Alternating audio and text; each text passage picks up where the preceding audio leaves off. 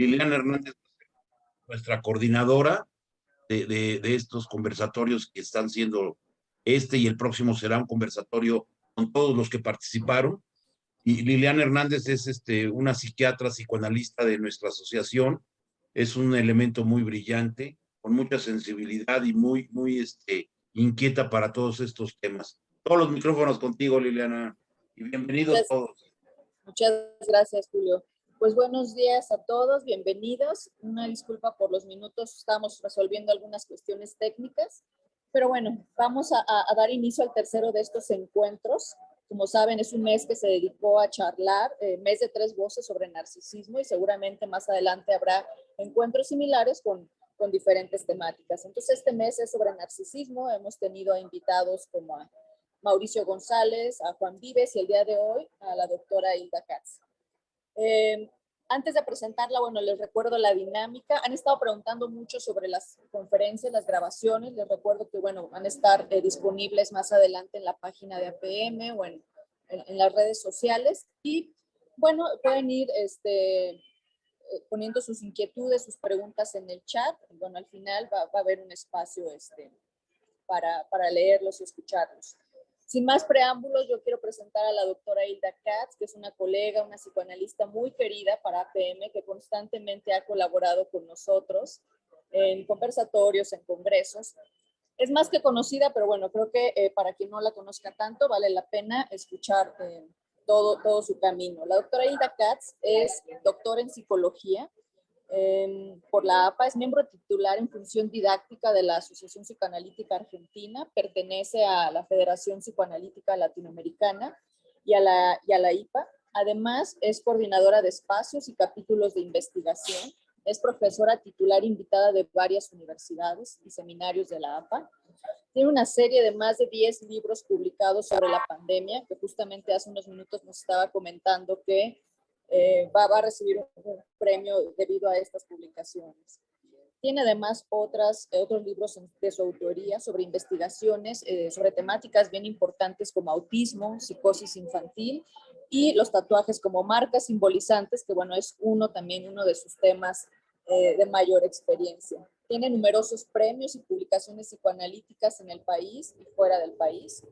Y es una persona también muy sensible, es guionista de una serie de cortometrajes sobre las consecuencias de la dictadura militar en la tercera generación y sobre adulticidio que están en YouTube. Esto por mencionar solo algunas de las cosas que ha realizado la doctora Hilda Katz. Y bueno, le damos ahora la palabra a ella. ¿Sí? Bienvenida, Hilda.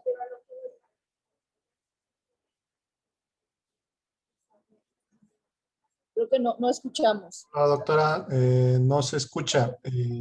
Doctora Hilda. Doctora Hilda, hola. Hola, ¿me escucha, doctora? Hola, nosotros no la escuchamos a usted. Creo que estaba conectando sus Le voy a mandar un audífonos. WhatsApp a su celular. Creo que ya nos está escuchando, pero ella no nos escucha a nosotros.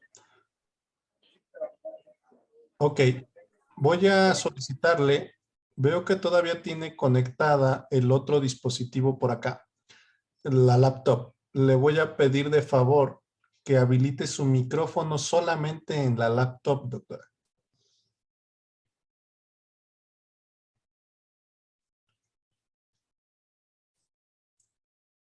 En la laptop, de favor, acepte la solicitud que le acabo de compartir. Acá, perfecto, sí.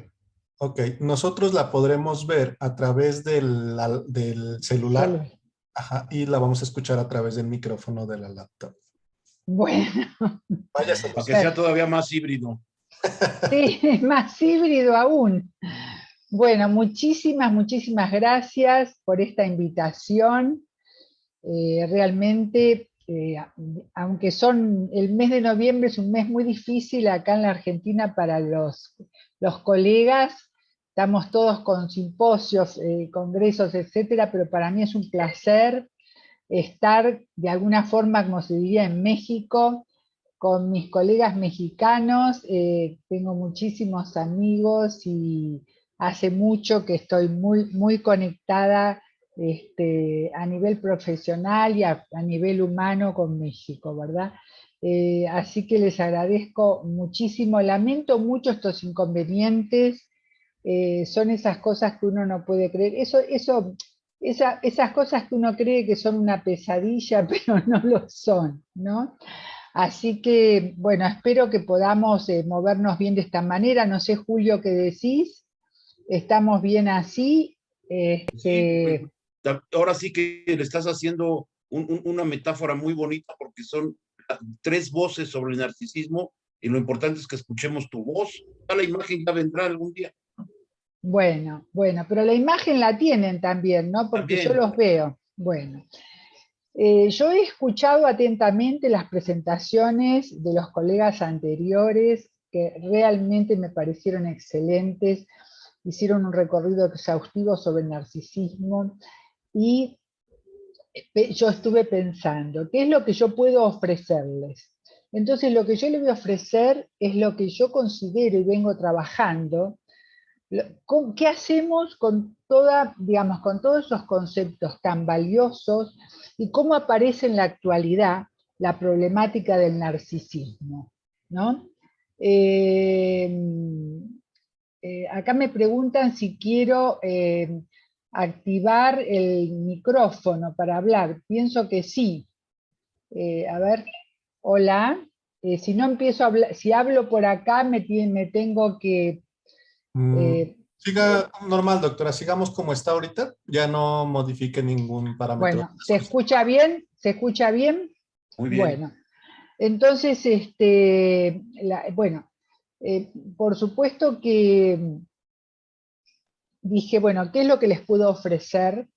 Y quiero hablar del narcisismo en la actualidad, de cómo yo lo veo en las consultas, en el entorno, en el ambiente, digamos, en todas las situaciones que también yo he trabajado mucho en la serie de libros sobre pandemia, y no solamente sobre la pandemia, en pandemia, sobre pandemia y después de la pandemia, que es la pandemia mental, y las consecuencias de todo lo que vivimos. Entonces pensé que les podía transmitir lo que vengo investigando en torno al narcisismo en la actualidad, tanto en las patologías individuales como en la patología social, que desde psicoanálisis de las masas y psicología del yo, ya sabemos que Freud no hacía diferencia, decían que estaban imbricadas ambas perspectivas. Entonces pensé que podía ofrecerles lo que yo vengo trabajando sobre el hecho de que los seres humanos sean crías destinadas a humanizarse en la cultura. Marca un punto insoslayable de su constitución, como nos decía Silvia Bleichner. La presencia del semejante es inherente a su organización misma. Desde esta perspectiva es que voy a encarar, digamos, mi mirada, ¿no?, sobre el narcisismo. Si como lo digo en el epígrafe, la presencia del semejante es inherente a la constitución misma de lo humano. Grimm se abocó a los estados de vacío y el narcisismo como eje principal de su reflexión teórica.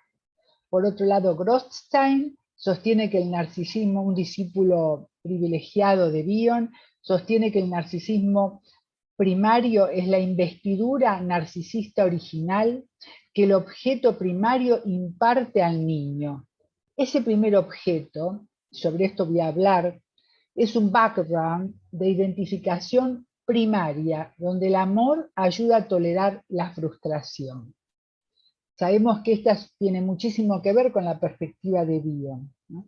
Bion nos habla de la importancia de ese vínculo primero, ¿no? Él llama la ensoñación materna, que alberga al bebé en la mente como si fuera un útero mental, uno de sus factores, ¿verdad?, de la función que desempeña esa ensoñación, uno de sus factores de la función alfa es la reverie. O sea, la capacidad de poder transformar una impresión de los sentidos en una experiencia emocional, una sensación. Ese trabajo que realiza la madre o la función materna, como quieran llamarle, pero alguien tiene que hacer ese trabajo de transformación, es el trabajo de transformar, como me decía Joyce McDougall, transformar el animal humano en un ser humano. Y no es una tarea sencilla, y es una tarea que actualmente nos encontramos con que es muy difícil que alguien se tome ese trabajo, ¿verdad? Entonces tenemos la reverie que nos habla Bion, que muchas veces hablamos de la reverie del analista, que es de alguna forma nos acercamos a eso en nuestra función como analistas para armar un continente, para albergar un contenido que es inabordable, en el caso del paciente, para poder, digamos, a través de la función alfa hacer esa transformación en elementos alfa, para poder transformar el terror sin nombre que trae el bebé, sigo hablando, digamos, de la diada primaria, que trae el bebé, transformarlo y nominar el terror sin nombre, donde la madre va recogiendo esa cosecha de sensaciones de la conciencia rudimentaria del bebé, como dice Bion, siguiendo a Freud, y las va recogiendo y les va dando un nombre, y le va dando la posibilidad de que vaya constituyendo su aparato para pensar. Porque Bion decía que los pensamientos están antes que el aparato para pensarlos. Ese es un trabajo de estructuración psíquica que se da en la díada a través de la reverie de la función materna. Transformar, digamos, el terror, transformar el miedo a morir en algo que pueda ser, digamos, de alguna manera, que pueda ser contenido, que no sea tan destructivo. Entonces, cuando Bion habla del terror sin nombre, a mí me hace pensar en las patologías actuales, que es un juego que voy a estar haciendo siempre, de los ataques de pánico, ¿no? Esos ataques que aparecen de golpe y no se sabe de dónde ni cómo, que los relaciono tanto como nominar el terror sin nombre, que no fue nominado en las interacciones tempranas, dándole un sentido, dándole una dirección, entregándoles, digamos, la posibilidad de poder aceptar o tolerar la frustración, poder tolerar la espera, poder tolerar la duda, poder tolerar la falta de certezas, porque se ha introyectado un objeto comprensivo que le permite esperar y tener fe, pero fe no en un sentido religioso, sino fe en que la ayuda va a llegar, en que puede tardar, pero ya está internalizado, ¿no? Ese objeto que en su momento, digamos, dio su presencia y la sigue dando. Entonces, en las ausencias, que es cuando se genera el pensamiento, porque todo pensamiento es pensamiento de un objeto ausente, pero siempre y cuando se haya introyectado un objeto comprensivo. Cuando eso no sucede, nos encontramos con la introyección de un objeto voluntariamente incomprensivo, que va a atacar todo vínculo, que va a rechazar todo vínculo, y que esto lo vemos en las patologías actuales, porque yo les voy a hacer un juego permanente con las sintomatologías que tenemos ahora. Yo no me quiero complicar, no me quiero enredar, no me quiero vincular, yo estoy un rato y nada más, no sé si quiero hijo, para qué, son una cadena perpetua, no me interesa. Es decir, todas esas patologías actuales que nos hablan de alguna forma, aparte de la presión social, etcétera, de un objeto en vez de comprensivo y que busca el vínculo, un objeto voluntariamente incomprensivo incorporado. También nos sigue diciendo Bion, en esa constitución del narcisismo primario, digamos, la importancia de la oscilación PSD, que viene a ser la oscilación entre lo paranoide esquizoide hacia lo depresivo. En esa oscilación, digamos, todas son funciones de la personalidad que estoy diciendo en las primeras etapas del bebé y la madre, que se instalan para toda la vida, ¿no? Esa oscilación sería pasar de la paciencia, de poder tolerar los momentos de intensa desintegración. Y yo decía, ¿pero cómo dice paciencia? Claro, porque en los momentos de intensa desintegración tiene que haber un otro en reverie, en función materna, que arme un continente para poder, con la paciencia necesaria, para poder tolerar la tormenta, el caos, la desintegración, y pasar a ciertos momentos de integración, que sería la posición depresiva. El otro punto es que todo esto, todo este proceso de transformar al animal humano en un ser humano, desde la perspectiva, estoy enfocando ahora desde Bion principalmente, después ya veremos en otros, ¿verdad? Se tiene que dar en un equilibrio entre el amor, el odio y el conocimiento. Es decir, la posibilidad, digamos, de poder de esa forma, dentro de ese equilibrio, ¿no? Donde no se desconoce la ambivalencia en los vínculos humanos, pero donde predomina una disposición a conocer. Por eso le llama Bion L, H y K. Y además, todo esto se da sobre un fondo, ¿no? En la dimensión del sentido común, habla mucho Bion, de los mitos de una cultura, de cómo se cría un chico, de qué es lo que está bien o qué es lo que está mal, los mitos de nuestra cultura occidental, más los mitos personales, más las creencias personales, y en el sentido de la pasión, de una entrega materna, de función materna, que es lo más parecido a la devoción, que también la sostiene Winnicott. Bueno, todo esto es para reforzar un narcisismo primario que permita ir armando, como decía Parténope Bion, la hija de Bion, esos legos, ¿no? Que van estructurando el aparato psíquico. Ahora, imagínense que cuando esto no está, nos encontramos con los vacíos, los agujeros, ¿no? Donde, digamos, el individuo se abisma, cae al vacío.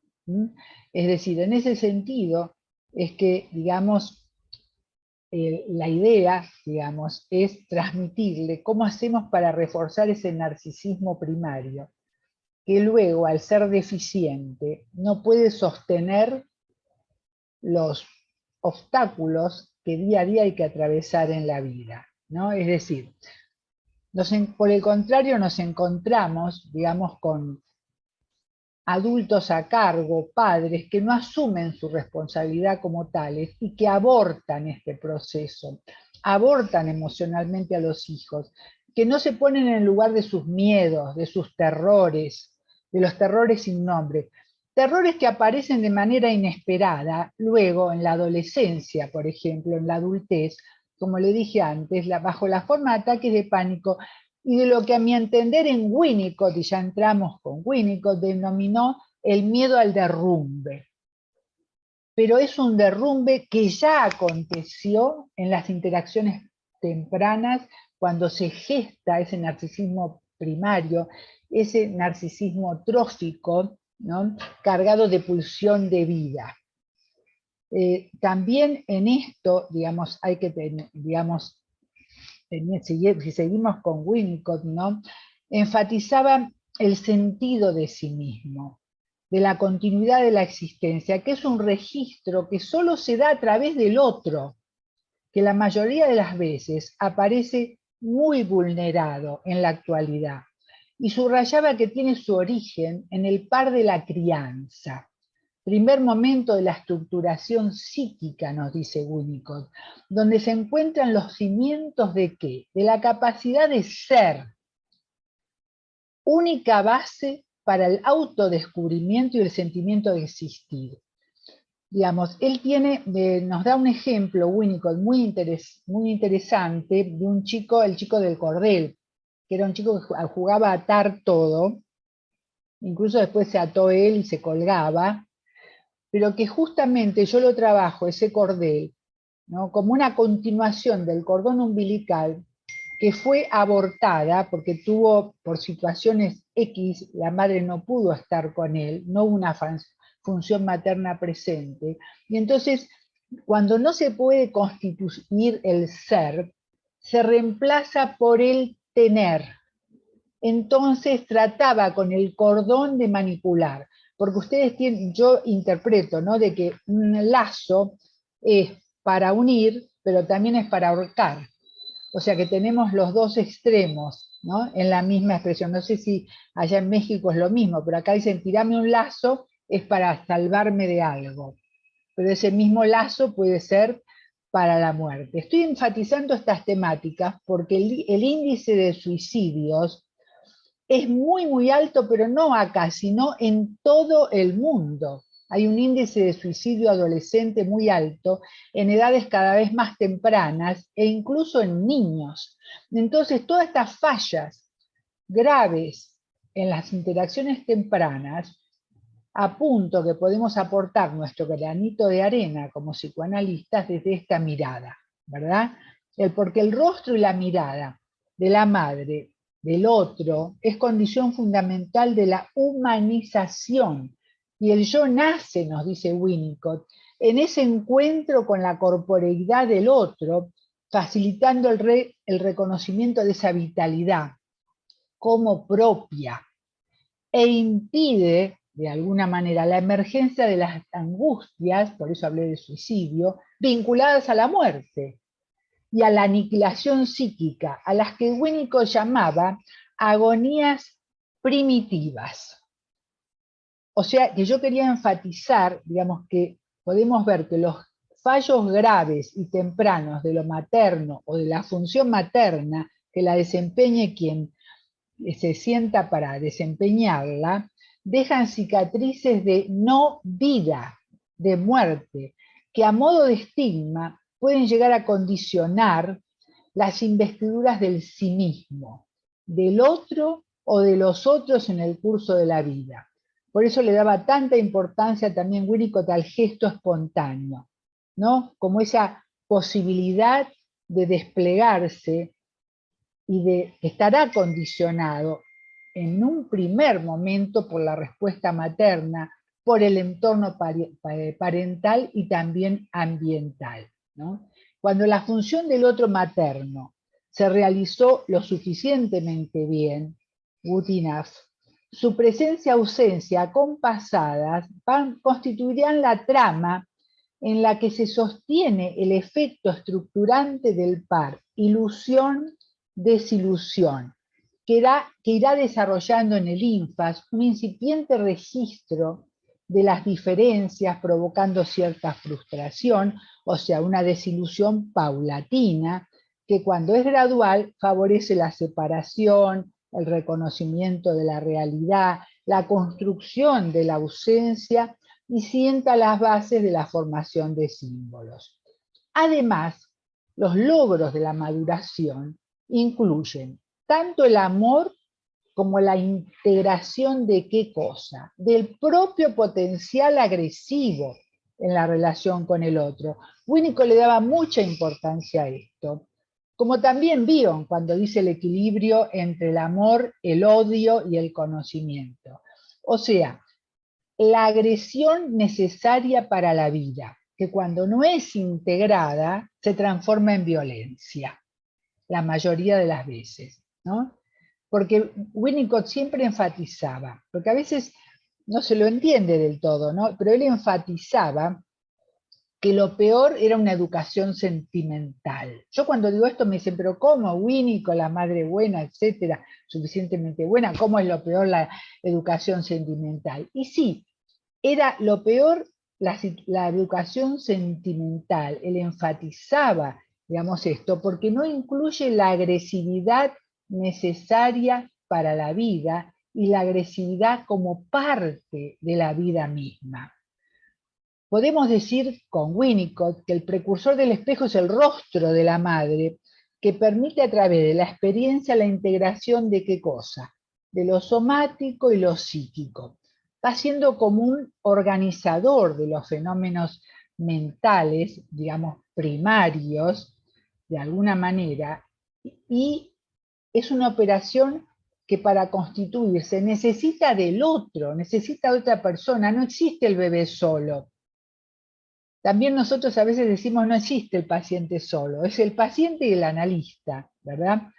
Pero necesita de otra persona que es y que está allí, que lo espeje, que lo espeje y lo sostenga para poder conformar lo más profundo del self, que a modo de identificaciones primarias forjan este self incipiente a partir del narcisismo primario, el narcisismo trófico.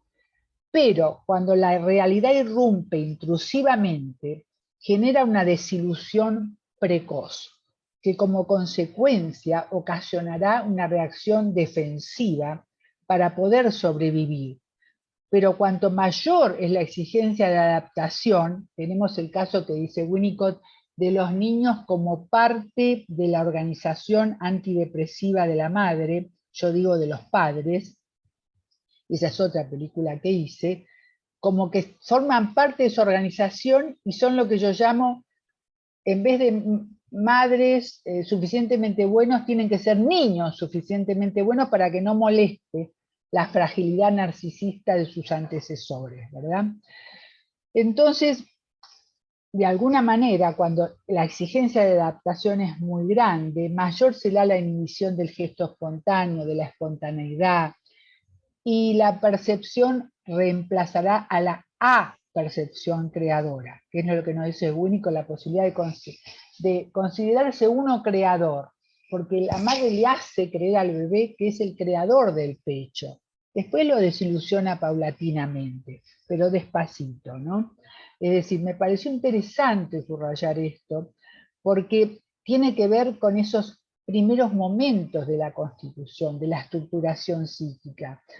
Porque para Winnicott las raíces de la tendencia antisocial, como nos encontramos a diario, de la delincuencia y de muchas formas de crimen, se encuentran todas en la deprivación. No dice, dice, esto debe distinguirse de la privación, ya que la privación implica que en algún momento, en el pasado, el niño realmente experimentó una buena maternidad, que se perdió prematuramente. Pero la avaricia, el robo, incluso muchos actos abiertamente agresivos, tienen de alguna manera, según Winnicott, el deseo en alguna forma de recuperar el objeto bueno. Implican cuando se lo tuvo, la deprivación es cuando nunca estuvo. Implican, por lo tanto, alguna expectativa de que todavía existe un buen objeto para ser encontrado e introyectado para base de relaciones maduras y generosas. Acá Winnicott nos da una esperanza, la tenemos que pensar, pero en su libro Privación y Delincuencia leemos, la delincuencia indica que queda alguna esperanza, pero no el crimen, ¿no? O sea que Winnicott cree que la esperanza podría cumplirse, no solo por el psicoanálisis, que en muchos casos así sería impracticable solo.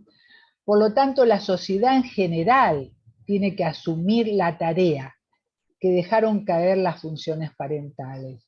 Escuela, oficial de libertad condicional, trabajador social, atención de las autoridades locales, posiblemente detención, por supuesto con tratamiento, pero no tratamiento solo. Esto lo dice Winnicott. El trabajo de la cultura y de las instituciones regulan en cierta medida todas estas violencias. Por supuesto que en principio la primera institución es la familia, que no lo pudo hacer, ¿no? Pero la violencia coyuntural se produce cuando hay dificultades, por defecto o por desborde, en el trabajo de la cultura. Crisis, penurias alimentarias, desregulaciones económicas, guerras, desempleo masivo, genocidio. Los dispositivos de procesamiento cultural no la pueden elaborar esa violencia. Cuando se debilitan las formaciones de mediación, cuando faltan los encuadres, los garantes meta, las alianzas estructurantes. O sea que de alguna manera podemos ver así que desde el psicoanálisis hay una violencia necesaria para la vida, que sería la violencia fundamental. Nos habla Bergeret. Pero hay una violencia ligada a la pulsión de muerte, que es la pura destrucción, el puro aniquilamiento del otro, la destrucción de los marcos simbólicos que organizan la vida en común. Y ahí nos vemos en problemas. el efecto del trabajo psíquico y del sujeto y de la cultura unidos, posibilitan el renunciamiento a la realización directa de los fines pulsionales destructivos, según esta perspectiva, donde la violencia cargada de pulsión de muerte, la destructiva, es el efecto de las fallas de simbolización de estas violencias estructurantes, produciendo la destrucción de los ideales. En la hipermodernidad podemos ver y podemos observar que desfallecen la función paterna, el superyo, yo diría las funciones parentales, el superyo y las alianzas inconscientes estructurantes que posibilitan pensar, simbolizar, instalarse en un mundo cultural de reconocimiento al otro. Así vemos como dice Winnicott, cuando las fuerzas crueles o destructivas amenazan con predominar sobre las amorosas, el individuo debe hacer algo para salvarse. Y una de las cosas que hace es volcarse hacia afuera, dramatizar su tragedia interna en el mundo exterior, actuar el papel destructivo mismo y conseguir que alguna autoridad extrema tal vez ejerza control. En ese sentido me parece, para los fines de este trabajo, citar a Cantrip, que fue un analizado de Winnicott, que habla mucho de la influencia ambiental, parental, de la cultura y de la madre no suficientemente buena. Y nos dice, si desde el momento que nace el niño no está rodeado del amor genuino de sus padres, si su atmósfera familiar y social no le brinda los cuidados solícitos que un bebé requiere, entonces hemos de pagar nuestro fracaso frente a la próxima generación, al tener que vivir en un mundo desgarrado por el miedo y el odio, poblado de seres profundamente desdichados, malogrados en el amor y en la amistad, que sin cesar se incorporan a las legiones de los enfermos mentales.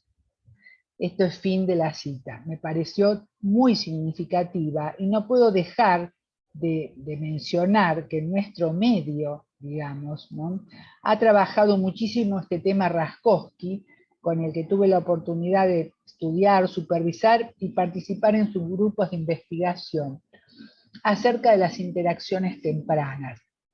Y Raskowski enfatizaba, tiene que ver con lo que voy a hablar, de los orígenes del filicidio en la cultura, como también su actualidad, donde el hombre al sufrir permanentemente condiciones de estrés, ¿verdad?, ya sea por la intensidad constante de sus estados regresivos o por la presión del medio ambiente, reactualiza el filicidio de las especies de múltiples formas, siendo un factor desestabilizador y amenazante del desarrollo del hijo y de la cultura.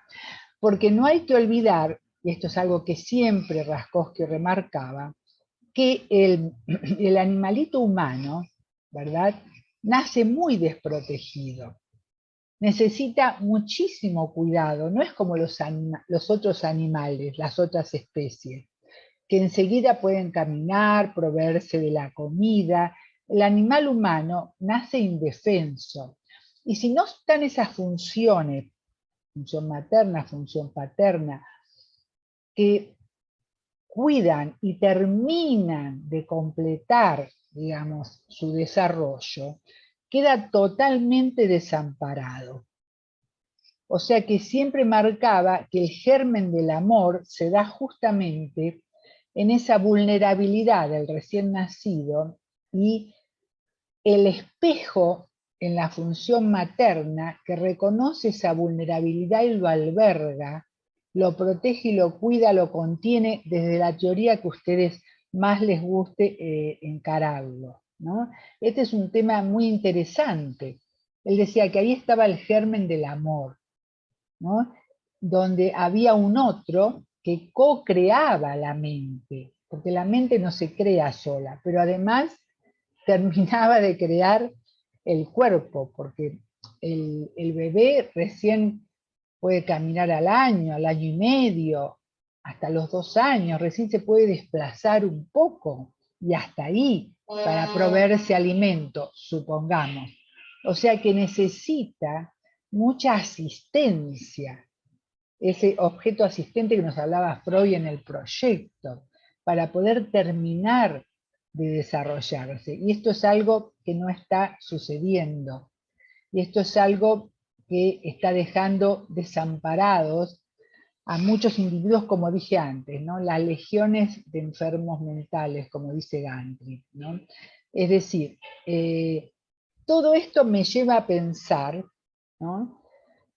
Digamos, por ejemplo, con Raskowski nosotros investigamos que la hipogalaxia transitoria en la 6ª semana de vida de la mamá, que durante el puerperio tiene como una anestesia genital, pero se supone que a los 30, 40 días empieza a conectarse porque sus hormonas empiezan a funcionar y aparece el tercero, la función tercera, la función paterna, como quieran llamarle, ¿no? Y se arma la tríada.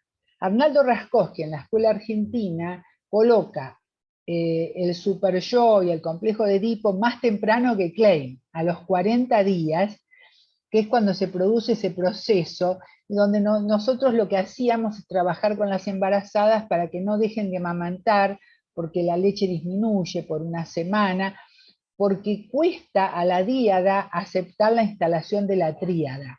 Pero es absolutamente indispensable que la función paterna, el padre, vaya liberando al hijo paulatinamente del engolfamiento materno, de la locura materna que es absolutamente necesaria al principio, pero que si dura mucho tiempo es una simbiosis patológica, ¿no? Es decir, la importancia, la imprescindibilidad estratégica de la tríada. Por eso Arnaldo pedía que la pareja humana pueda estar 3 años cuidando a su hijo, por ejemplo.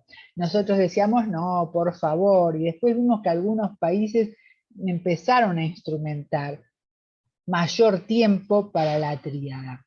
Todo esto me lleva a pensar que tiene que ver con las patologías actuales, con las patologías que tenemos a diario, con los pacientes que nos vienen a consultar, ¿no? Es decir, hay una subjetividad que está en riesgo y lo vemos, digamos, en que nos interroga, nos reclama una interrogación permanente con respecto a la presencia del semejante y a los mandatos biopolíticos del entorno, que descalifican todo esto que yo les dije, que es la eficacia simbólica de las funciones parentales, y provocan una desidia en el ejercicio de las funciones parentales, imprescindibles a la hora de gestar un narcisismo trófico, imprescindible por supuesto para la vida.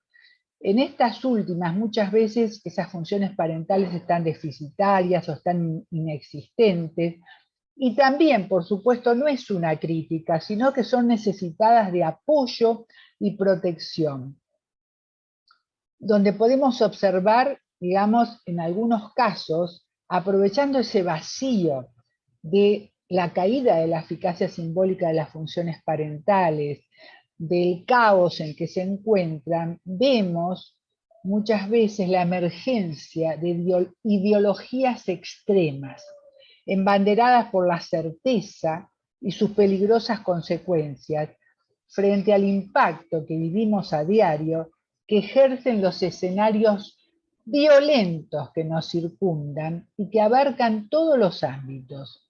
Por supuesto que a ello se suma inclusive, es algo que trabajé en los libros, el entorno ambiental con el cambio climático y sus trágicas derivaciones que ya no se pueden desconocer ni desmentir más, y que ya hay grupos de psicoanalistas que estamos trabajando en eso. Como dice Edgar Morin en el 2021 cumplió 100 años. Él nació con la gripe española y escribió, y sigue escribiendo, es un filósofo que habla del pensamiento complejo, Así que digamos que conoce mucho, ¿verdad? Y sigue escribiendo y publicó durante la pandemia el libro Cambio de Vía. Publicó muchas cosas, pero Cambio de Vía, ¿no? Que era como que teníamos que cambiar de vida y de vía, porque hay un duelo por un mundo desaparecido. Lo que era ya no es, o es de otra manera, y tenemos, desde mi perspectiva, porque él es filósofo, seguir sosteniendo la mirada psicoanalítica, pero quizás aplicándola de otra manera, ¿no? Él nos habla desde su perspectiva del desencadenamiento tecnoeconómico mundial, que animado por un afán de lucro insaciable, es el motor de la degradación de la bioesfera y de la antroposfera. O sea, que apunta mucho a las consecuencias del cambio climático y a la consecuencia, digamos, de esa especie de afán de lucro y ambición desenfrenada. Que desde una perspectiva de Bion, en Aprendiendo de la Experiencia, el capítulo 5, él habla que, digamos, todo eso que provee la madre, la función materna a su bebé, él le llama bienestar, que es un bienestar que no es solamente la leche, sino todo lo que acompaña a la leche. Pero cuando esa provisión no se logra, cuando no va acompañada de amor, como dice Bion, hacia el niño y a su padre, en ese momento lo pone así, 1959 creo, si no va de provista del amor hacia el niño y hacia el padre, en alguna medida el niño lo recibe y va a vivir y va a amar el bienestar, pero el bienestar material.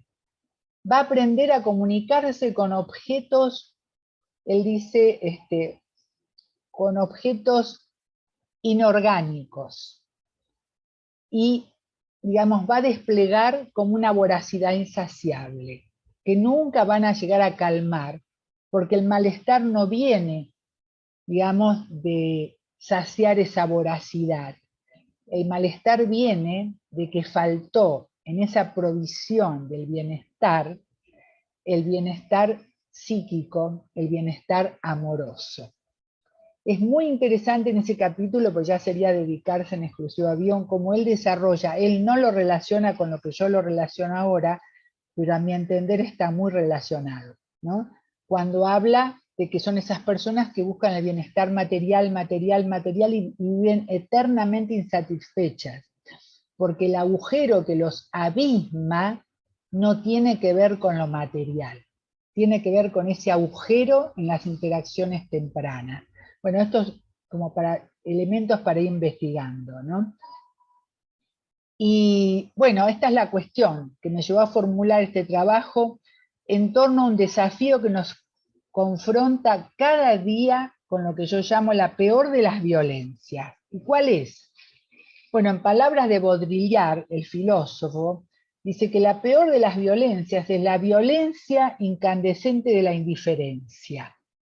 Ser indiferentes a todo este proceso, darle la espalda o no entenderlo. Pasados 100 años, en el siglo que estamos, 21, bueno, me pregunto y nos pregunto, ¿cómo estamos los psicoanalistas y el psicoanálisis? ¿Qué márgenes estamos ocupando para enfrentar las paradojas de nuestro tiempo? Para estar en su tiempo, nos dice Agamben, es necesario fijar en él la mirada, no para percibir sus luces, sino sus sombras. Entonces yo me pregunto, ¿sabrá el analista de este siglo ocupar esa posición dislocada? ¿Con qué tratamos como psicoanalistas en la actualidad? ¿Podremos mantenernos en un margen, como un espacio posible de tránsito, un entre, donde no nos dejemos capturar ni por los prejuicios ni por las certezas, ¿no? Ante un mundo que sacraliza un narcisismo, pero no trófico, un narcisismo tanático, entregado al goce mortífero, puro cultivo de la pulsión de muerte. Por empezar, como plantea Baudrillard mismo cuando habla de la transparencia del mal, esa proliferación de lo igual que anula las diferencias, tanto en lo emocional como en lo biológico, transforma toda experiencia emocional en algo que a mí me pareció muy interesante. Él le llama una memoria en el agua, sin posibilidad de ser asida para producir cambios e intercambios fructíferos con el otro diferenciado. En ese sentido es como que voy a tratar de, digamos, de transmitirles lo que he pensado con respecto a ese narcisismo desfalleciente que observamos en las nuevas generaciones y no tan nuevas también, ¿no? O sea que tenemos un predominio de consultas por desbordes de la acción erótico-destructiva, consumo de estupefacientes y en muchos casos una desafiante burla ante toda figura de autoridad. Nos encontramos no solo con adolescentes, sino con adultos que se comportan como tales, muchas veces melancolizados y o desenfrenados, con estallidos de furia y conductas autodestructivas, hasta el extremo de llevar, por supuesto, a cabo intentos de suicidio por sobredosis, alcoholemia y conductas de riesgo. Por otro lado, vemos cotidianamente adultos a cargo y o padres no dispuestos a ¿qué? No dispuestos a privarse, a dar lugar a que el niño pueda anidarse y el adolescente separarse para subjetivarse, que los enfrentan por un lado con el deshacimiento de la autoridad parental de la que hablaba Freud en La metamorfosis de la pubertad en 1905, y por el otro con un otro desdibujado, adulto a cargo desasido de su función. Entonces nos preguntamos, ¿a dónde habrá quedado la cuestión de la transmisión? ¿No? Es decir, ¿a dónde habrá quedado el reconocer haber sido originado, ser parte de una cadena que a su vez puede dar origen? ¿Dónde quedó? ¿No? Digamos, ¿qué pasó con ese deber marcado por los gestos de la cultura dirigidos al presente y al porvenir, que también nos hablan del pasado y reconocen el origen en el pasado? Y además, ¿qué pasa cuando falta la falta? Porque hablamos de la falta, pero cuando falta la falta, la respuesta y consecuencia parece obvia. Los niños y los adolescentes ocupan en la sociedad actual el lugar de objeto, de consumo, en muchos casos de desecho, lamentablemente, objetos de sujeción, pero no sujetos capaces de objeción. En otros casos parecen haber devenido los amos de la familia, donde toda la dinámica gira pero engañosamente, no nos olvidemos, a su alrededor. ¿A los fines de qué? Del sometimiento y la manipulación por parte de quienes los tienen a su cargo. Aniñados, narcotizados con la cultura de just do it, hacelo ya, tenés todo lo que querés. Nos encontramos con diagnósticos en niños y adolescentes que permanecen aprisionados en ese juego destructivo, donde reflejan desórdenes de atención, sí, seguro, y de hiperactividad también, pero no de los niños o adolescentes, sino de los padres, ya que la sociedad en su totalidad no les habilita espacios de escucha para transicionar la infancia y la adolescencia de acuerdo a las necesidades del siglo que estamos viviendo, ¿verdad? O sea, por eso siempre digo, sí, son desórdenes de atención porque no han sido atendidos, ¿no? Es decir, son hiperactividad porque digamos, justamente esa fue la problemática de quienes los tuvieron a su cargo. Por todo lo expuesto, desde la perspectiva planteada, quisiera subrayar lo que yo he denominado adulticidio, siguiendo la tradición de Arnaldo, que habla del filicidio, no se contrapone, sino que lo complementa el concepto de filicidio. El adulticidio es un neologismo que cree que no está en oposición al de filicidio, que lo complementa y destaca la ausencia de adultos y su letalidad acentuada en épocas de crisis civilizatoria universal como la que estamos atravesando, donde predomina la necesidad de apego y la necesidad de protección. Esa falta se hace presente, como les dije antes, en la demanda de niños y adolescentes que sean suficientemente buenos, que no perturben el frágil equilibrio narcisista de quienes los tienen a su cargo. Se puede observar un interjuego cruel, ¿no?, entre filicidio y adulticidio, con lo cual, a mi entender, constituye un motivo urgente de reflexión ética. Yo les voy a decir que, digamos, yo le llamé adulticidio, cuando lo busqué en el diccionario, no existe la palabra, salvo como insecticida que mata insectos adultos. Entonces mi interrogante es, bueno, ¿cuál es ese insecticida que está matando a los insectos adultos? A los adultos. Por eso puse esa palabra. Se observa además, como les dije antes, una cantidad de suicidios en gente joven, sin motivo aparente, en edades tempranas. Hay un caso que se supo recientemente en la prensa, por eso lo voy a comunicar, en Londres, de una joven que se suicidó, que dio muchísimo que hablar. Yo le puse Sally, podía haber puesto el nombre verdadero, pero no quise. Sally hizo varios intentos de suicidio y se descubrió que poseía una serie de perfiles falsos en las redes sociales, donde se conectaba con sitios de depresión, de ansiedad, de suicidio. Y el tema es el siguiente: como los algoritmos en que se basa la inteligencia artificial le proveían esos sitios, puede decirse que el comentario general es que fue una víctima tragada literalmente por las redes sociales, porque terminó suicidándose. Resulta que los padres y la corte en Londres están pidiendo que los directivos de redes se responsabilicen y vayan a declarar por el daño que infligen. En efecto, los algoritmos de la inteligencia artificial se ocupan de captar al público, pero no tienen la capacidad de controlar la toxicidad de los espacios que inducen.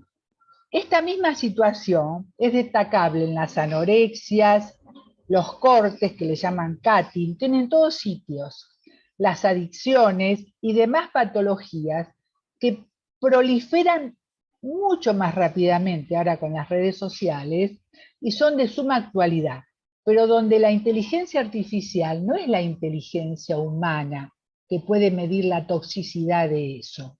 Y hay todo un juicio que se está llevando a cabo por este motivo, tragada por las redes sociales. Por eso considero que el tema del narcisismo trófico desfalleciente en la actualidad por faltas de figuras identitarias primarias con la suficiente fuerza como para estructurar un aparato psíquico, no es un tema menor, porque lleva a todo este tipo de consecuencias. O sea que, de alguna manera, podemos ver que debido a esos déficits, la cadena de transmisión permanece muy perturbada, porque hay ausencia de inscripciones simbólicas, o por el contrario, aparece la hiperpresencia de antecesores patriarcales que pretenden que sus descendientes sean clones de ellos mismos, y donde en consecuencia aparecen esas funciones parentales, pero pervertidas, en mandatos tanáticos y nepotismos esclavizantes. ¿Qué pasa con el otro? Faltan significantes fuertes, los hay débiles, como les dije antes, y además, donde el niño y el adolescente va en busca de respuestas y protección, encuentran como mensaje invertido que todo el saber ha quedado de su lado. Entonces, mi hijo me enseña, mi hijo me explica, mi hijo me ayudó a ser padre. No digo que esté mal, pero lo que digo es que es llamativo, que es el hijo que le enseña a ser padre. Es cierto que nos enseñan a ser padres y madres a lo largo de la vida y con el tiempo más, pero también es llamativo, ¿no? Esa enfatización de que el hijo tiene que estar en el lugar del padre, o sea que repite lo que dice Winnicott, el niño como parte de la organización antidepresiva materna, lo dice, yo diría parental, ¿no? Y así, ontológicamente aturdidos, nos enfrentamos al impacto, como dije antes, de los escenarios violentos, que son escenarios violentos que circundan a niños y adolescentes, porque, por definición, ambos en sus buscan niños y adolescentes ambientes subjetivantes, ¿no? Y también, digamos, vemos adultos confundidos y agobiados que nos compelen a lidiar con las particulares formas de desamparo, desintegración, y que expresan diferentes modos digamos, de experimentar la marginación, pero en todas las clases sociales, ¿eh? No estoy hablando solamente de las clases más carenciadas, que por supuesto sucede, sino a lo largo en todas las clases sociales. Se acrecienta así el peligro que ante la ausencia de una mirada comprometida queda vacante el lugar, como dije antes, para la hiperpresencia de una mirada vigilante, descarnada y robotizada. Como decía Orwell en 1984, es el libro, pero lo escribió en 1948, por eso le puso 1984, dicen, donde considero que es la subjetividad la que pasa a estar en el grupo de riesgo. Y esto es lo que vamos a ver en el cortometraje, ¿no? Digamos, ante la ausencia, la hiperpresencia de una mirada descarnada, vigilante, robotizada. Es decir, por supuesto que toda esta caída de la eficacia simbólica nos lleva a replantear muchísimas cosas, ¿no? Y podemos ver de alguna manera, ¿no? Es decir, las derivaciones nos llevan a replantear el mito de Edipo, desde otros vértices simbolizantes, donde puede observarse que las palabras funcionan como mandatos superyoicos, y como tales impelen a gozar, desdibujando los límites donde no se exige la renuncia a la satisfacción inmediata, sino que se la incentiva, ya que el deber que imponen es gozar. Y de esa forma es la mejor manera de disolver el deseo. El just do it, hacelo ya, tenelo todo ya. Entonces se disuelve el deseo. La esperanza en lo porvenir del porvenir. Es la mejor manera, ¿verdad?, de, podríamos decir, asesinar una vida, ¿no? En ese sentido me interesa lo que dice Lacan, ¿no? Que dice, la verdadera función del padre es fundamentalmente unir y no poner en oposición. ¿Qué cosa une? El deseo y la ley. O sea, el deseo y la ley que permite realizarlo dentro de los límites, porque entre lo prohibido y lo imposible se despliega nuestra vida, la vida humana.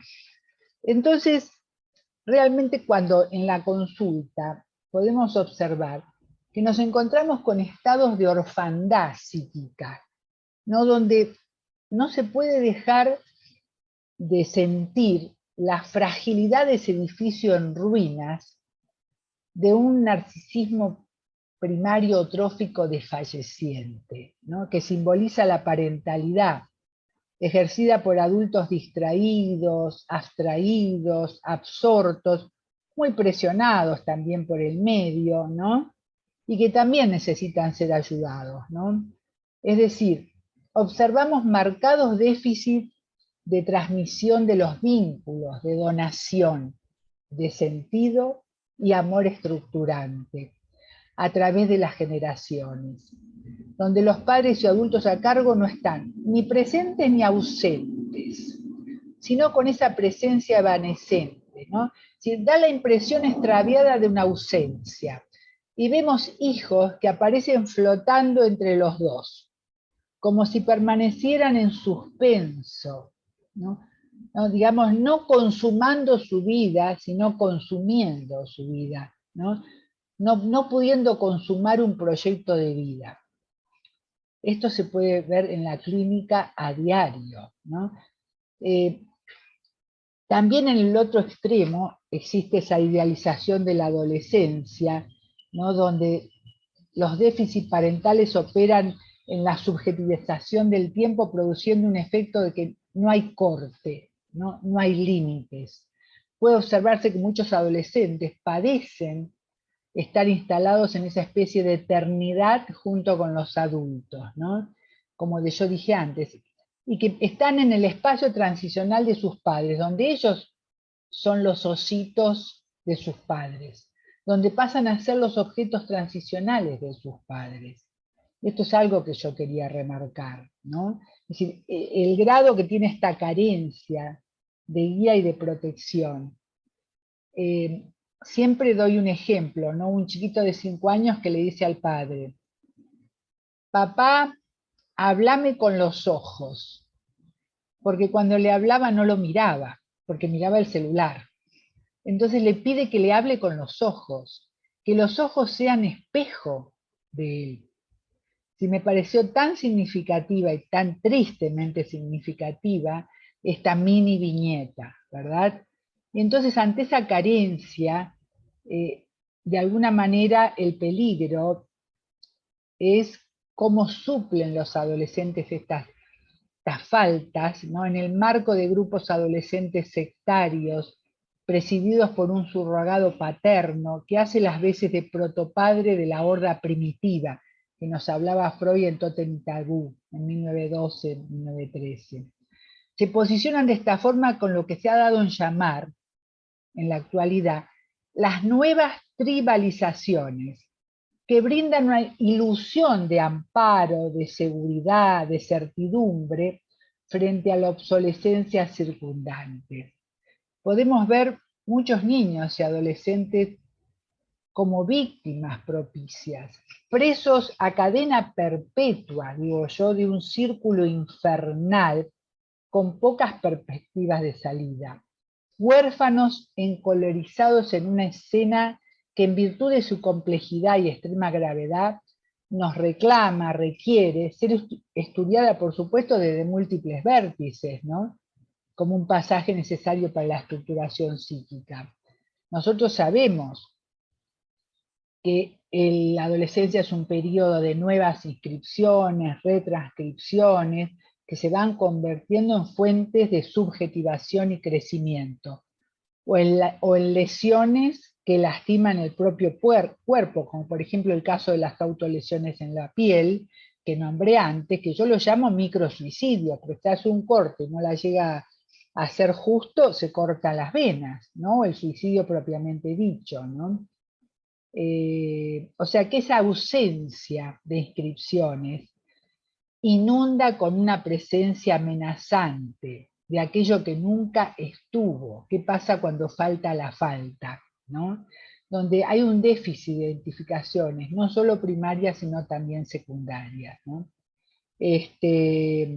Por supuesto que la interrupción de la transmisión del legado tiene muy penosas consecuencias porque destruye la trama de los orígenes que sostiene la inscripción de un sujeto en su historia, ¿verdad? Para poder ser heredero de un nombre y una cultura y después pelearse contra eso, pero primero recibirlo, ¿no? De reconocerse en una pertenencia, un registro, como un imperativo para proporcionar nuevas raíces al porvenir de lo porvenir. Yo, digamos, voy acortando, pero lo que yo quiero decirles es que la idea digamos, de transmitirle, de completar esta presentación con un corto que es muy cortito y que se llama Adulticidio, ¿no? Para que se pueda ver la función paterna pervertida en mandatos tanáticos y nepotismos esclavizantes. Cuando se ve en el cortometraje, no se los voy a spoilear, pero esto se lo puedo decir, que aparece el personaje de Star Wars, Palpatine, y que ofrece un discurso característico de un líder fanático y despótico.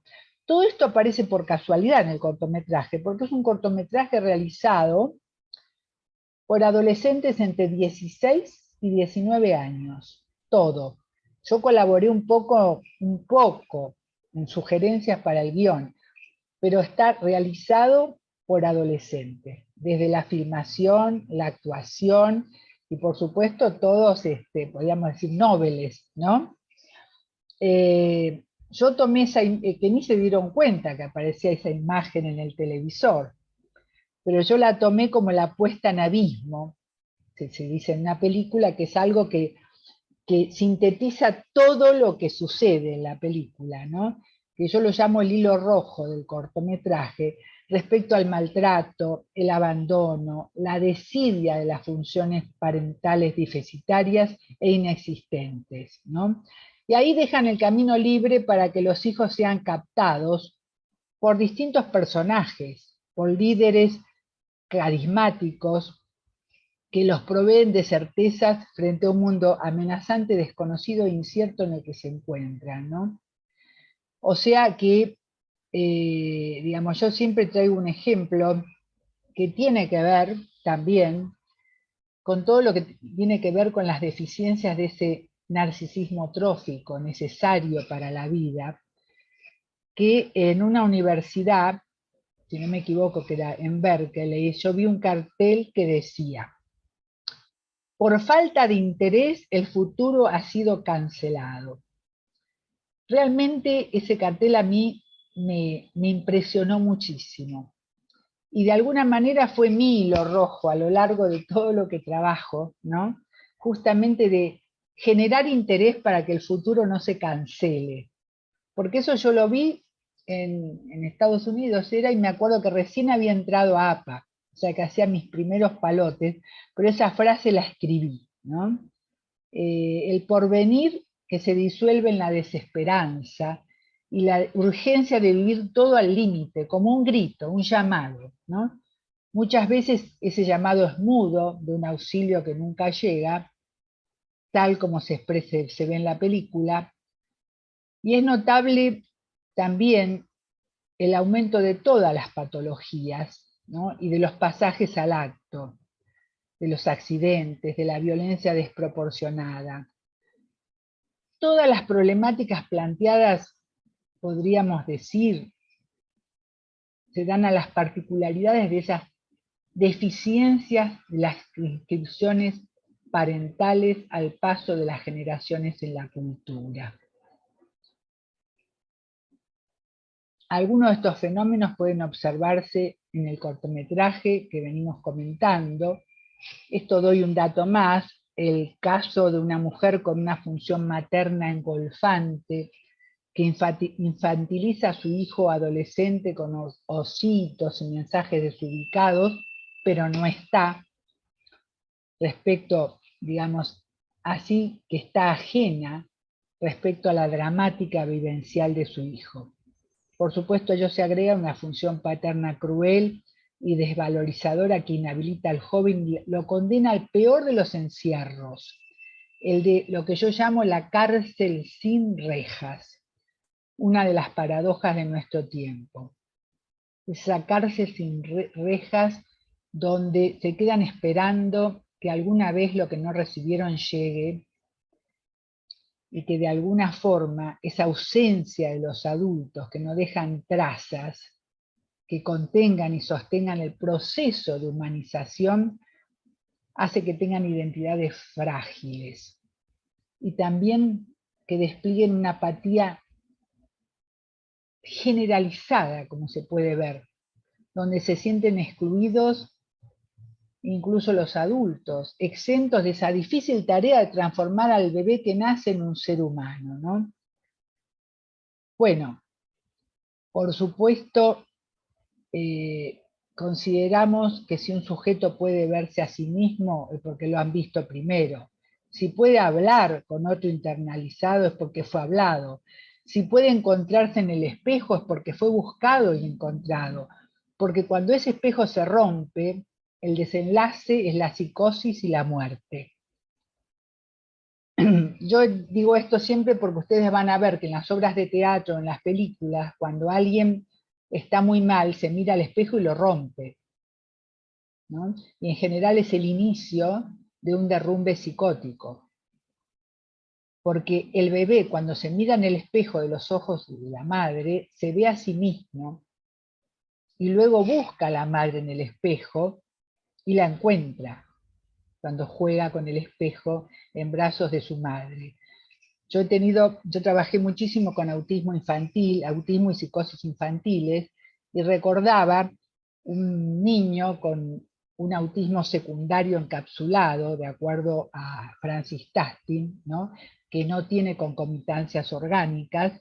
Y me acuerdo que jugaba con un espejo, que siempre ponemos en la caja, y él buscaba que la madre se refleje con él, y la madre se escondía para no aparecer.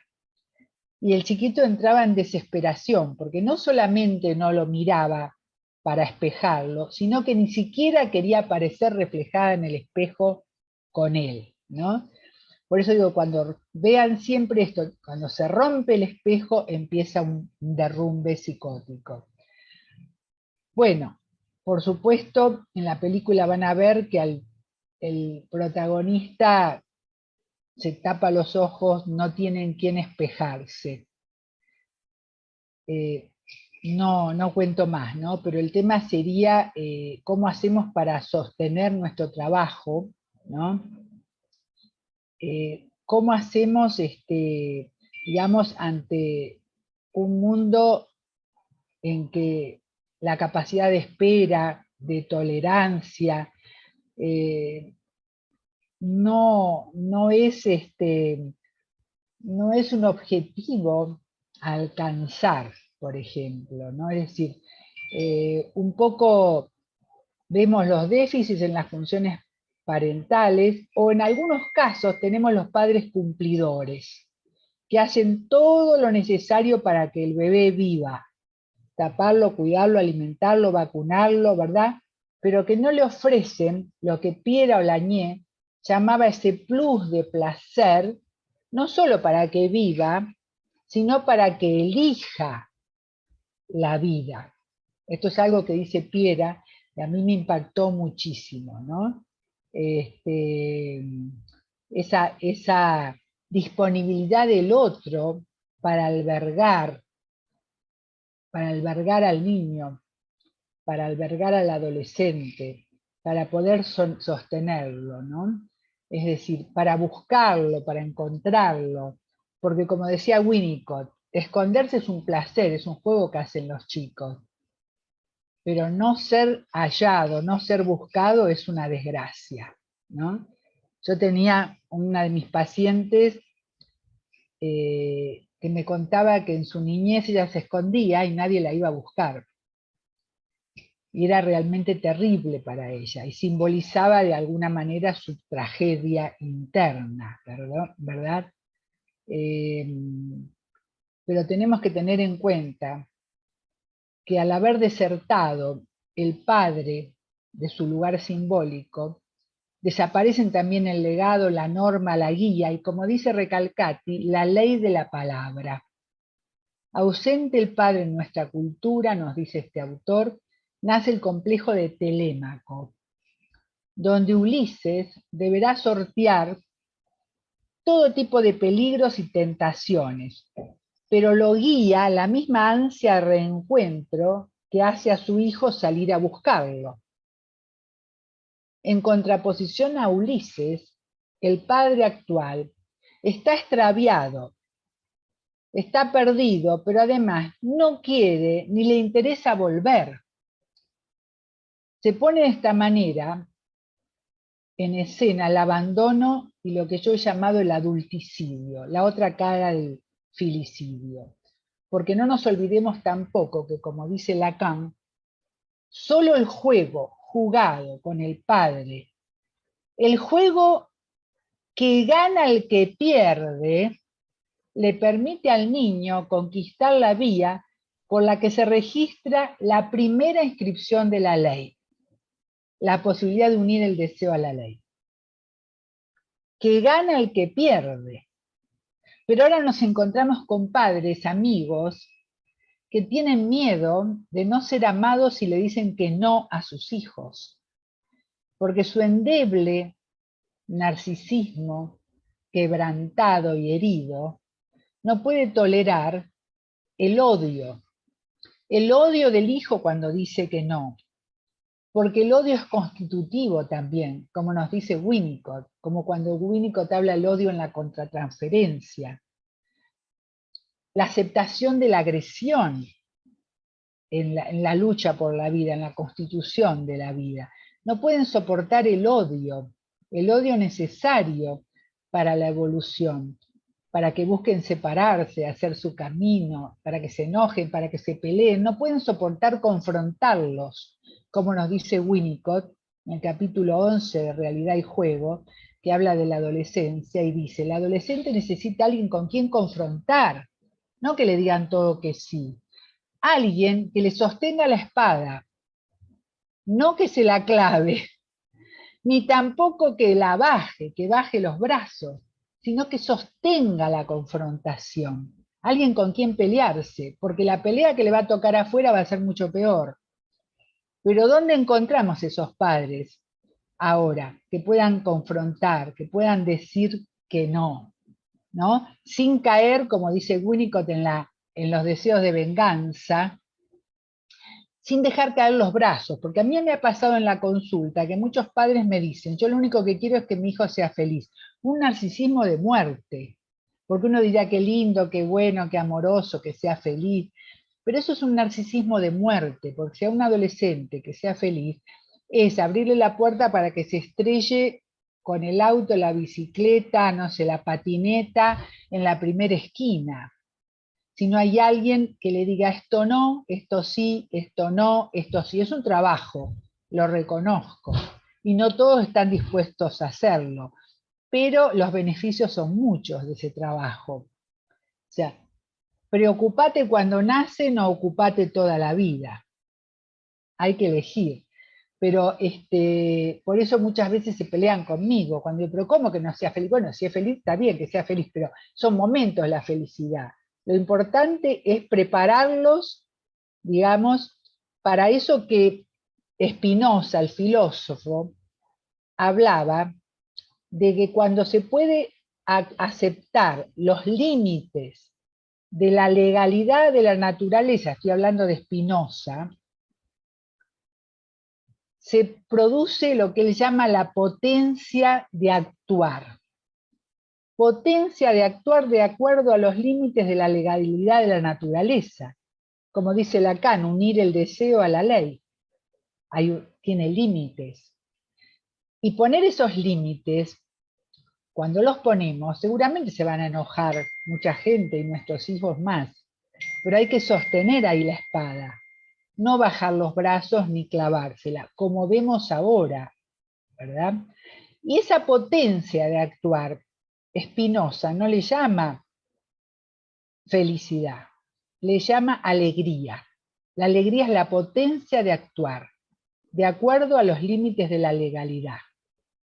No quedarse pataleando contra esos límites, como a veces yo le digo en las consultas a padre, ¿no? Es decir, les hablé de la subjetividad de la época porque hablando de narcisismo, no podemos desconocer la subjetividad de la época en la que estamos inmersos junto con nuestros pacientes y que de alguna manera también tenemos en cuenta los mandatos biopolíticos del entorno, del imaginario social instituyente, para emplear un término que usó Castoriadis, donde la sociedad no es la simple sumatoria de individuos o sus interacciones, sino que es una red cambiante de significados que va configurando modos de comportamiento, creencias mediante los cuales se conserva como tal. Por todo lo expuesto, digamos, realmente a lo que yo apunto, es esta especie de sociedad de hermanos huérfanos en que nos encontramos, tanto a niños, adolescentes y adultos, oteando un horizonte, esperando un padre que ha desertado de su lugar simbólico. Y no solo eso, sino también lo que podríamos llamar las funciones parentales, ¿no? Con un agravante de una sociedad que también cuestiona su eficacia. Una sociedad de sujetos como a predominio narcisista, cargados de agresividad especular, yo o el otro, no hay un tercero, carentes de valores éticos, donde los vínculos que prevalecen son predominantemente incestuosos o pasionales, ¿no? Realmente nos enfrentamos de esta manera con las expresiones inequívocas del efecto devastador que genera esta situación. La ausencia de una ley que los inscriba en una socialización posible y pasible de intercambios, ¿no? Y ahí de vuelta volvemos a lo que Raskowski llamaba el filicidio, y que yo creo que desde la perspectiva planteada se consuma hoy en el adulticidio, ¿no? Se crea la falsa sensación de libertad, con el riesgo de que sin ideales, tanto los niños como los jóvenes se arrojen a un goce vacío y mortífero, donde lo que predomina, como les dije antes, es hazlo ya, ¿no? Como una de las formas de solución del deseo. En la dinámica de lo que llamo adulticidio y de estos hermanos huérfanos, ¿verdad? Esos vacíos se llenan con certezas que obstruyen el campo de la palabra como lugar de pensamiento, tal como he venido desarrollando, ¿no? Situación que nos convoca a trabajar, por ejemplo, en la consulta, con todo el grupo familiar o con quienes tienen a su cargo a niños y adolescentes, y no solamente con el paciente designado, que es el emergente, ¿no? Que permite muchas veces esclarecer, destrabar con su propia sintomatología un pedido de ayuda desesperado, pese al rechazo aparente que tienen, ¿no? Vamos a ver ahora en el cortometraje ese estado de orfandad ante la violencia de un padre aterrorizante como Palpatine de Star Wars y de una madre incestuosa que engolfa en su propia locura y lo trata como si fuera su propio objeto transicional, su osito de peluche, ¿no? Pero hay algo que quiero remarcarles, que para finalizar quiero mencionar el tema del músico Charly García, que reconozco que como la película la vio gente joven, me lo dijo, que se llama Viernes 3 AM. Esta música está de fondo. Por supuesto, los adolescentes que hicieron la película les gustó, la pusieron, pero fue todo como de inconsciente a inconsciente, como lo armaron, ¿no? Y bueno, eso es el arte, ¿verdad? Pero resulta que esa letra, la letra se refiere a la consumación de un suicidio. Y además, en las presentaciones que hice, alguien me dijo, no te olvides que 3 AM tiene que ver con la hora en que murió Cristo. Por lo que yo destaco esta frase que dijo Jesús, Padre, ¿por qué me abandonaste? Y aquí volvemos al tema del adulticidio. Van a escucharla, la verdad que la letra es impresionante y habla indirectamente de ese abandono. Es una letra muy significativa, y si les parece se la voy a leer.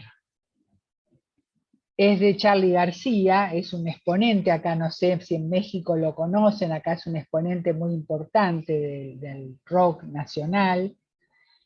Y dice, la fiebre de un sábado azul y un domingo sin tristezas. Esquivás a tu corazón y destrozás tu cabeza. Y en tu voz solo un pálido adiós y el reloj en tu puño marcó las 3. El sueño de un sol y de un mar y una vida peligrosa, cambiando lo amargo por miel y la gris ciudad por rosas. Te hace bien tanto como te hace mal. Te hace odiar tanto como querer y más. Cambiaste de tiempo y de amor, y de música y de ideas. Cambiaste de sexo y de Dios, de color y de fronteras. Pero en sí nada más cambiarás. Y un sensual abandono vendrá y el fin. Y llevas el caño a tu sien, apretando bien las muelas y cierras los ojos y ves todo el mar en primavera. Bang, bam, bam. Hojas muertas que caen, siempre igual. Los que no podemos más, los que no pueden más, se van. Es una letra muy significativa y nos demanda este tiempo de escucharla. Le voy a pedir a Javier si puede preparar el cortometraje, porque yo creo que en todo esto hay una frase que yo siempre digo, que está en uno de mis libros, de que estamos hechos de tiempo, pero del tiempo que los otros nos donaron y del tiempo que nosotros donamos para ir entretejiendo la trama de la vida, y en eso estamos. Así que si Javier puede pasar la película y la música.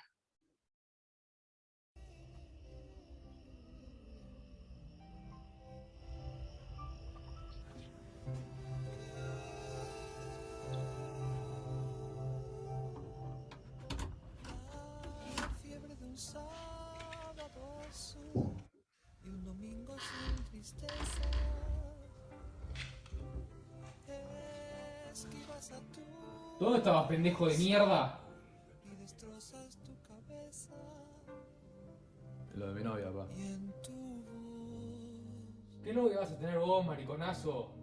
Seguro estabas entregando la cola por ahí, como tu mamá. ¿Por qué no te vas a pintar de hacer esas pelotudeces que te gustan a vos, con las que te vas a cagar de hambre toda tu vida? Dale, tómatela, hacemos como que no estás acá. las 3. El sueño de un sol y de un mar y una vida peligrosa. Cambiando lo amargo por miel y la gris ciudad por rosa. Te hace bien tanto como hace mal. Te hace odiar tanto como querer y más. Cambiaste de tiempo y de amor y de música y de ideas. Cambiaste de sexo y de Dios, de color y de frontera. Pero en sí nada más cambiará. Y un sensual abandono vendrá. Y el fin. Y llevas el caño a tu sien, apretando bien las muelas.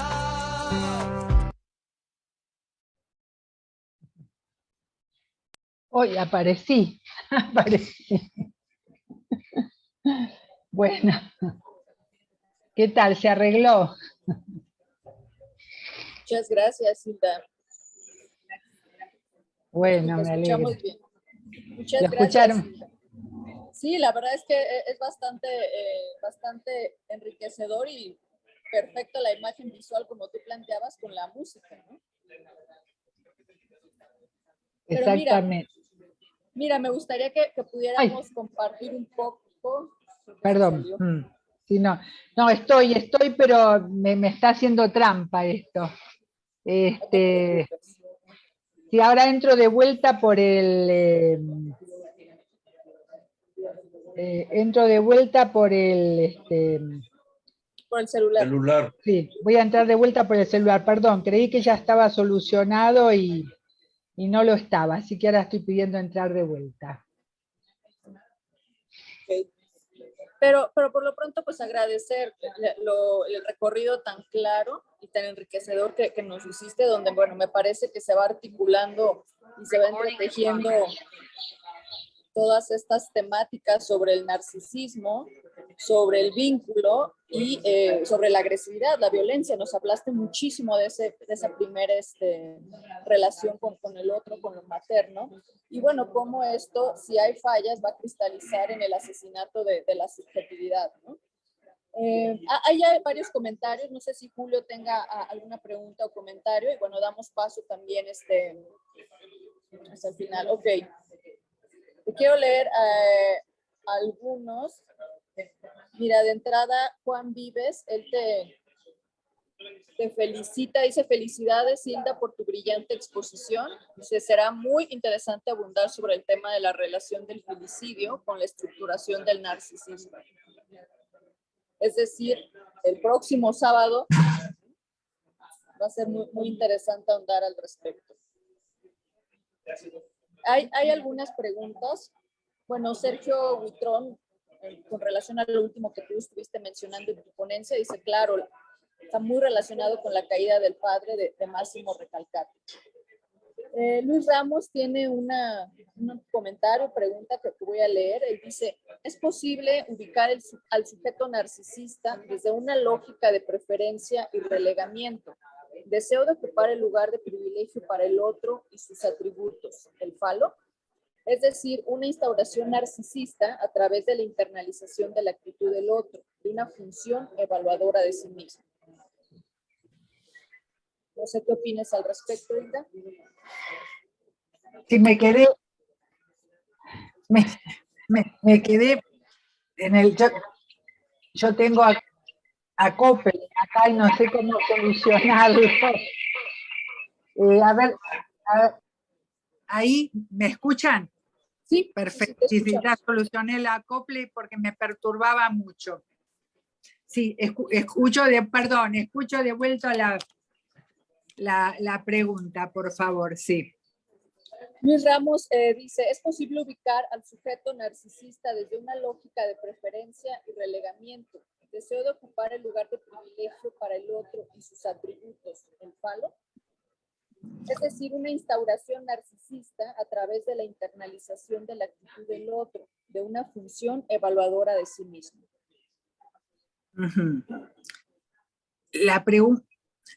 La pregunta sería que, ¿cuál sería nuestro trabajo como psicoanalistas? Digamos, ante todo, poder tolerar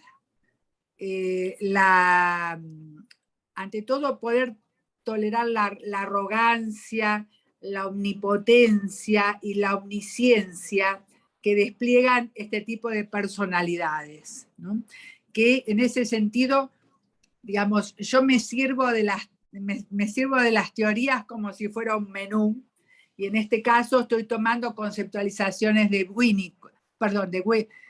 Bion y de Wiener. ¿Me escuchan bien? Porque yo tengo acá un acople que me hace un poco de mareo. Te escucho muy bien. Perfecto. Sí, si me salgo esto, no me escuchan, ¿no? No. Bueno. Entonces, bueno, ante todo, saber que este tipo de sujetos muestran una arrogancia, una autosuficiencia, pero mientras vengan a la consulta, hay algo, como nosotros decimos acá, hay algo que molesta, hay algo que raspa, hay un grito silencioso, hay un pedido de ayuda disfrazado de rechazo vengativo, ¿verdad? Es decir, Entonces, tenemos que saber, en principio, que no le podemos devolver todo lo que proyecta, todo el tiroteo, digamos, que nos hace habitualmente, con su solvencia o su omnipotencia o su saber, ¿no? Robotizado, exagerado, sino que poder armar como un continente para recibir todo eso, porque lo que quieren es impresionar al analista, en principio impresionar. Entonces, lo que a nosotros nos preocupa es lo que a ellos los satisface, impresionarnos, ¿no? Y poder ir tolerando la tremenda frustración que producen este tipo de casos, que es parte de la patología. Yo en eso utilizo una frase de Francis Tastin, ¿no? Cuando yo tuve oportunidad de formarme con ella, supervisaba a chicos autistas, que viene a hacer lo mismo, ¿no? Porque el narcisista tiene una retracción que parece un autismo, una retracción autista, digamos, ¿no? Que uno no puede llegarle, ¿no? Cuando uno dice, no tengo por dónde entrarle, ¿no? Yo me acuerdo que Francis Tastin decía que en esos momentos uno tiene que sentirse en un maridaje interno. ¿Y cómo era ese maridaje? Ese maridaje interno es con nuestro analista, con nuestros supervisores, con nuestros profesores, con nuestras propias identificaciones y figuras relevantes, y que uno tiene que hacer ese maridaje con uno, porque en el otro todavía no se puede apoyar, como pasa como una neurosis más o menos común, que hay un intercambio. Ese puente no existe, ¿no? Entonces hay que hacer como, y podemos decir, aceptar y sostener, ¿no?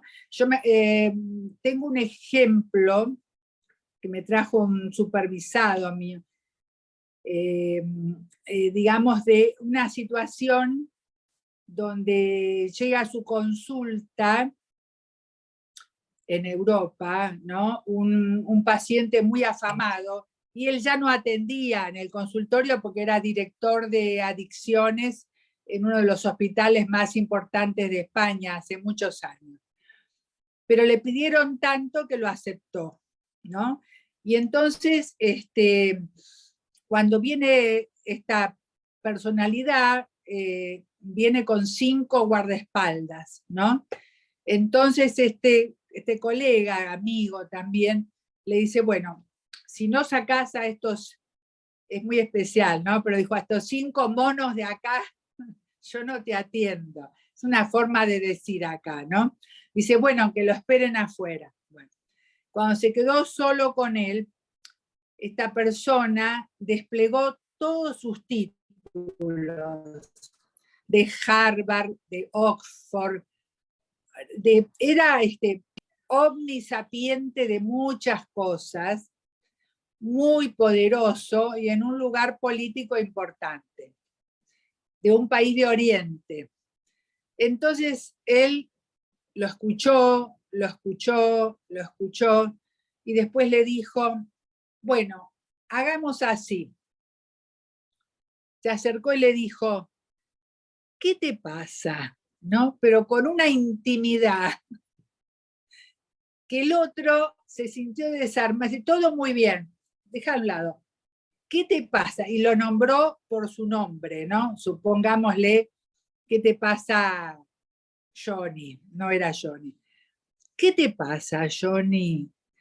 Y el otro de repente se tiró sobre el escritorio y empezó a llorar desesperado, pero con toda su omnipotencia abajo, y le dijo que era un adicto furioso y que no podía dejar la droga.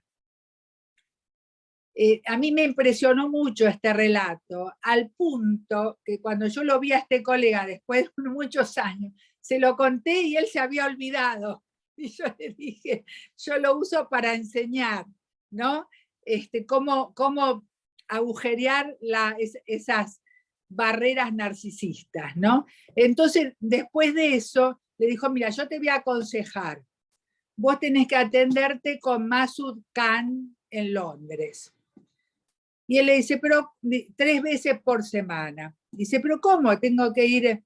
¿Y a vos qué te cuesta ir en avión 3 veces por semana? Dice, aparte, los servicios de seguridad andan mucho mejor que acá. Y yo no puedo atenderte. Yo no me siento capaz de atenderte con 5 guardaespaldas y que me persigan todos los servicios de seguridad de los países en conflicto, ¿no? Pero allá en Londres vas a poder, y además, le dijo, entre príncipes se van a entender. A mí me impresionó mucho esta anécdota, porque es verdadera, y coincide con una anécdota de Winnicott. Winnicott un domingo atendiendo a una chica anoréxica que era princesa, la fue a atender y lo llamó a Masood Khan, y Masood Khan lo cuenta en su libro, y le dijo, mira, quiero que atiendas a esta chica que es anoréxica, que vengas a tomar el té con ella al castillo. Y el otro le dijo, y domingo, sábado, no sé, sí, le dice, pero ¿cómo? ¿Por qué? Dice, porque entre príncipes se van a entender. A mí me hizo acordar esa anécdota de Winnicott, de esa humildad, donde ese tipo de situaciones nos llevan, sobre todo, a trabajar con nuestra propia omnipotencia, dejarla de lado, ¿no? Aceptar nuestra vulnerabilidad, aceptar que con estos casos no vamos a poder y con otros sí, nos tenemos que guardar para los, y que hay otro que a lo mejor puede, entre príncipes se entienden, ¿no? Es decir, a mí me pareció que fue un libro esa anécdota, ¿no? Me pareció maravillosa. Entonces, es decir, sobre todo hay algo que también decía en nuestro medio, en Latinoamérica, Argentina, Lieberman, que decía que hay que saber descalificarse a tiempo, porque el sujeto narcisista, subido, acá le decimos subido al palo, no sé si se dice en México, ¿cómo se dice? En un pedestal sería algo así. ¿Cómo? En un pedestal. En un pedestal, sí, ¿no? Si uno le dice, yo esto no puedo, no lo pueden creer, ¿no? Porque lo que quieren es que uno le diga, sí, puedo desafiar, y entrar en un juego que no tiene fin. Entonces uno dice, no, yo esto no puedo. El otro se queda tan sorprendido que en algunos casos se baja del pedestal y en otros sigue, no sabemos, ¿no? Pero es interesante la pregunta porque nunca me la habían hecho. Gracias. Gracias, Hilda. Hay varias felicitaciones, ¿sí? De Ana Tinoco, maravilloso lo que compartes, dice llenísimo de asociaciones con la pasión y pulsión propias de la infancia y la adolescencia. También Nancy Candelas dice genial la forma en la que Hilda desarrolla el tema y todos los elementos actuales que fue incluyendo. Manda felicitaciones y bueno, preguntan también de la charla, estará en un par de días en la página de APM.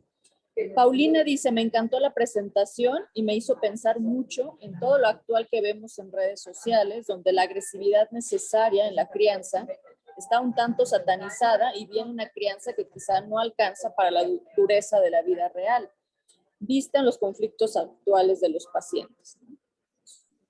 Que tiene que ver mucho con lo que platicabas, ¿no? De esta posmodernidad o esta modernidad líquida y de lo que actualmente estamos aconteciendo. Pero a mí me hizo recordar muchísimo a algo del pasado. Sé que eres experta en tatuajes y todo esto, y el libro del hombre ilustrado de Ray Bradbury, sí. Es un libro precioso de cuentos. Quizás recordarás, creo que es el primero de ellos, el de la pradera. El primero. Es maravilloso. Me recordaste muchísimo con todo lo que hablabas, muy aterrizado a justo el narcisismo, la agresividad y sobre todo esta parte como de el tenerlo todo y al instante, ¿no? Como de estos niños, ¿no? Que viven en una casa donde presionas un botón y todo se cumple al momento oportuno. oportuno, pero donde hay una dificultad también para la simbolización y para el vínculo con los padres y cómo, bueno, terminan matando a estos padres, ¿no? Es un cuento que me parece Sí, ese cuento es aterminable. tremendo. Es el de los leones Exacto. en la pieza. Es ese, justamente ese. Habría que desarrollarlo ese cuento. Muchas gracias. Sí. Bueno, no sé si alguien más tenga algún comentario, alguna pregunta. Tenemos todavía 7 minutos, un par de minutos.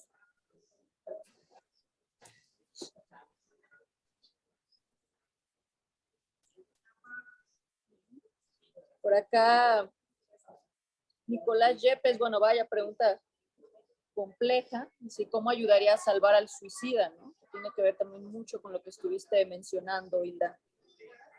Y claro, el suicida siempre va avisando lo que va a hacer. No hay que tener la concepción de antes que cuando va diciendo no lo va a hacer. Él viene avisando, de alguna manera viene avisando. Para el que quiere, digamos, a veces no es muy subterráneo, pero es cierto que es muy compleja la pregunta, hay que ir caso por caso, hay que ver caso por caso, y también es muy importante trabajar, lamentablemente, con los allegados posteriores al suicida, porque quedan muy traumatizados y al principio no es tan evidente, pero las consecuencias de un suicidio en una familia se empiezan a notar a los 2 años, que empieza a tallar ahí cuando no se pudo elaborar ese duelo. Es muy difícil la tarea con los allegados, porque claro, ese hecho salpica culpa, así como salpica sangre, salpica culpa para todos lados, ¿no? Y con consecuencias inesperadas, incluso en las generaciones siguientes. Por eso es tan importante, por supuesto, prevenir el suicidio, pero además, si ya se realizó, trabajar con la familia, con las consecuencias intergeneracionales y transgeneracionales. Me parece que va a tener mucho que ver también con ayudar a crear estos objetos transicionales o fenómenos transicionales, ¿no? Que van a mejorar también la capacidad de un mejor vínculo, ¿no? Yo pensaba también en cómo se estará jugando ahora el narcisismo, justo en el poder tener la capacidad de simbolización, ¿no? ¿Qué tan difícil será ahora? Claro. En esta época? Exactamente. Porque aparte la capacidad de simbolización está ligada a la posición depresiva, ¿no? Y en la posición depresiva exige una elaboración y aparece el tiempo, ¿no? El tiempo que es sucesivo y que nos habla del límite de la vida y la muerte, ¿verdad? Entonces es un proceso ya mucho más evolucionado. De la que nos hablaba, por ejemplo, Meltzer, habla de, digamos, en los funcionamientos de la personalidad, habla de la unidimensionalidad, que es el uno, ¿no? Que ahí habla del autismo, el autismo ameboide, psicosis. ¿No? Después habla de la bidimensionalidad, y que habla de los sujetos que son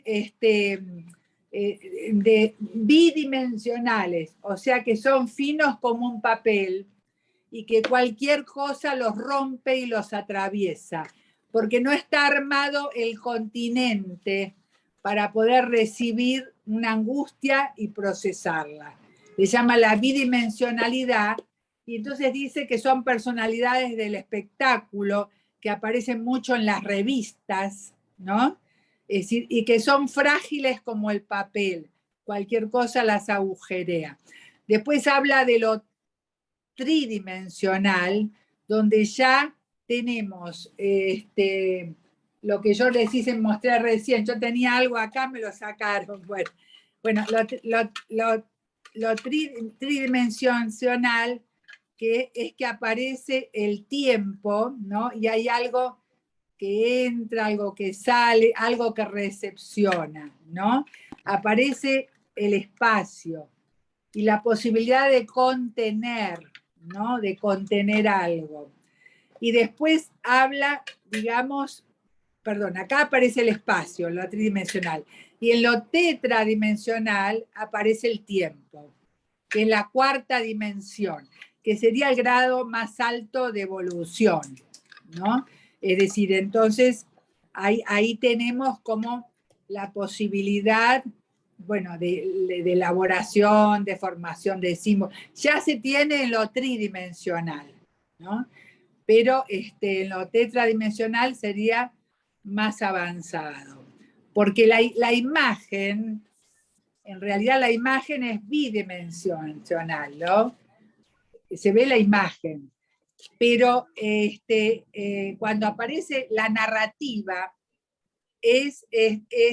aparece la secuencia, aparece el tiempo y aparece una cosa que sucede después de la otra. O sea, que no es instantánea como la imagen, sino que hay que leer una cosa atrás de otra y aparece lo secuencial, que es un grado de elaboración, podríamos decir, mayor, desde esta perspectiva a la formación de símbolos, ¿no? Bueno, se puede hablar mucho de esto, que es la memoria descriptiva, la memoria flash, bueno, nos metimos en otros temas. Pero podemos darle continuidad. Estamos justo sobre el tiempo, pero creo que quedan varios temas, ¿no? Que se pueden ahondar y se van a intercalar en la charla del próximo sábado, ¿sí? Donde va a estar Mauricio González, Juan Vives y nuevamente Hilda Katz. Entonces por aquí ya vamos registrando, está el tema del intermedio, la formación de símbolos, el filicidio, y bueno, lo podemos retomar el próximo sábado. Sí, sí, la verdad que muchísimas gracias. Quería leer un poco lo que mandaron, pero hoy la computadora me trajo algún disgusto. Te pasamos los comentarios, son muchas felicitaciones, muy agradecidos por tu explicación, tu exposición tan claro.